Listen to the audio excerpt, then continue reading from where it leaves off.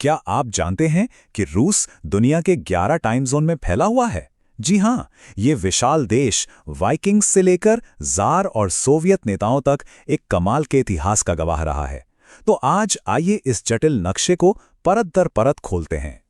17 million वर्ग kilometre, ये सिर्फ एक नंबर नहीं है। सोचिए, इतना बड़ा होना रूस के लिए एक वरदान भी रहा है और एक चुनौती भी।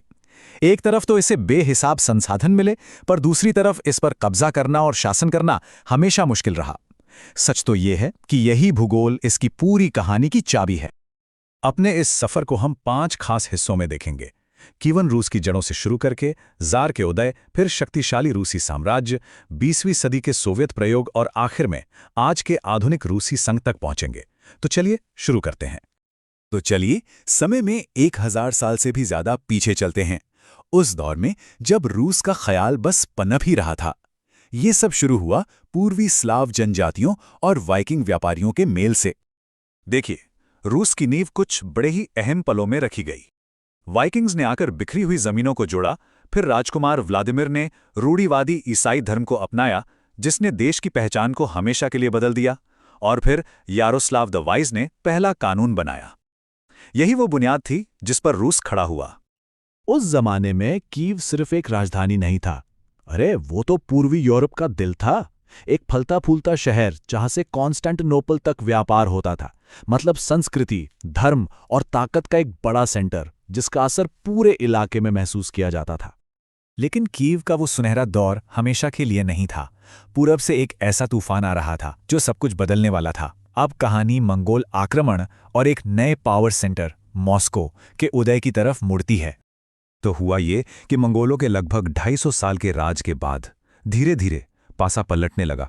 अपनी सही लोकेशन और चालाक राजकुमारों की वजह से मॉस्को रूसी जमीनों को एक करने का केंद्र बन गया, और 1480 में मंगोलों से आज़ादी पाना एक बहुत बड़ा टर्निंग पॉइंट था, जिसने मॉस्को को नए पावर सेंटर के तौर पर स्थापित कर दिया। और जब मॉस्को का दबदबा बढ़ा तो एक नया शब्द भी सामने आया, जार। ये शब्द रोमन सीजर से आया था, जो अपने आप में एक बहुत बड़ी शाही महत्वाकांक्षा का प्रतीक था। और इस टाइटल को अपनाने वाले पहले शासक थे इवान द टेरिबल, जिन्होंने एक नए, निरंकुश और अक्सर क्रूर दौर की शुरुआत की। अब जरा इस आंकड़े पर गौर कीजिए। जार के राज में रूस ने इतनी तेजी से विस्तार किया कि यकीन करना मुश्किल है। 1551 से 1700 के बीच हर साल रूस का इलाका करीब करीब बेल्जियम जितना बढ़ जाता था। ये सब साइबेरिया के जंगलों और वहां के साहसी कोसेक्स की वजह से मुमकिन हो पाया। और फिर जार शाही ने एक और बड़ा रूप लिया। ये बन गया रूसी साम्राज्य, एक ऐसी ताकत जिसकी गूंज पूरे यूरोप में सुनाई देने लगी, और ये एक विशाल मल्टी एथनिक पावर बन गया। इस बदलाव के पीछे एक ही नाम था, पीटर द ग्रेट। वो एक दूरदर्शी शासक थे जो रूस को पश्चिमी यूरोप के बराबर लाना चाहते थे। उन्होंने दलदली जमीन पर सेंट पीटर्सबर्ग जैसा शहर बसाया, जो उनकी इसी सोच का प्रतीक था, पश्चिम की ओर खुलने वाली एक खिड़की। अपने सबसे अच्छे दौर में रूसी साम्राज्य पोलैंड से लेकर अलास्का तक 3 महाद्वीपों में फैला था। लेकिन इतना बड़ा साम्राज्य अंदर से दबाव में था, और पहले विश्व युद्ध का तनाव वो आखिरी चोट साबित हुआ जिसने साम्राज्य को तोड़ दिया और क्रांति का मंच तैयार कर दिया। और फिर सब कुछ बदल गया। जार का ताज टूट चुका था, उसकी जगह ले ली थी लाल हथौड़े और दराती ने। यह सिर्फ एक सरकार का अंत नहीं था, ये एक पूरे सामाजिक और राजनीतिक सिस्टम का अंत था। इसने दुनिया की सबसे कट्टर विचारधाराओं में से एक, कम्युनिज्म के लिए रास्ता बनाया। 1917 की रूसी क्रांति ये सिर्फ रूस में नहीं हुई, इसने पूरी दुनिया को हिलाकर रख दिया था। इससे इतिहास का पहला कम्युनिस्ट देश बना, एक ऐसा प्रयोग जो 20वीं सदी की पहचान बनने वाला था और दुनिया को 2 हिस्सों में बांटने वाला था। सोवियत संघ का जन्म आग और खून से हुआ था। पहले जार का राज खत्म हुआ, फिर एक भयानक गृह युद्ध छिड़ा जिसमें लाखों लोग मारे गए, और इसी राग से 1922 में जन्म हुआ यूएसएसआर का, एक ऐसा देश जो अगले 70 साल तक दुनिया की राजनीति पर हावी रहने वाला था। सोवियत कहानी को समझने के लिए उसके नेताओं को समझना जरूरी है। लेनिन, जिन्होंने क्रांति की, फिर आए स्टालिन, एक क्रूर तानाशाह। उनके बाद ख्रुश्चेव, जिन्होंने स्टालिन की विरासत को चुनौती दी, और आखिर में गोर्बाचोव, जिनके सुधारों ने अनजाने में ही पूरे सिस्टम को गिरा दिया। सोवियत संघ की कहानी भी अजीब विरोधाभासों से भरी है।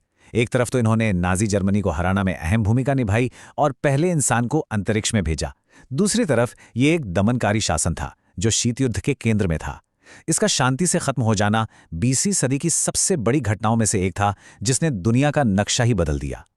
तो जब सोवियत संघ का लाल झंडा नीचे आया तो रूस के इतिहास में एक बिल्कुल नया और थोड़ा अनिश्चित पन्ना खुला, आधुनिक रूसी संघ का दौर। और ये सिर्फ नाम बदलना नहीं था, इसका मतलब था कि सोवियत संघ की सारी ताकत, जैसे यूएन की वीटो पावर और परमाणु हथियार, वो सब रूस को विरासत में मिले। तो भले ही देश आर्थिक रूप से कमजोर था, पर दुनिया में उसका दबदबा बना रहा। 90s का दशक रूस के लिए बहुत उथल-पुथल भरा था। आर्थिक झटके, राजनीतिक अस्थिरता, सब कुछ था। फिर साल 2000 में व्लादिमीर पुतिन सत्ता में आए और देश में स्थिरता तो आई, लेकिन एक मजबूत केंद्रीकृत राज्य की कीमत पर।